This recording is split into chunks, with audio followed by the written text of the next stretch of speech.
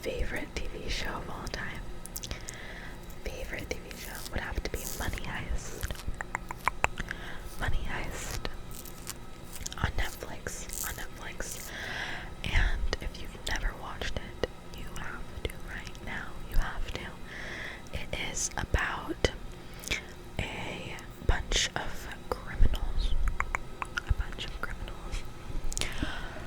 Who are from Spain, and they gather together to create what is supposed to be the best heist of all time. And I believe it's the first heist that they start is on the Royal Mint of Spain, I believe.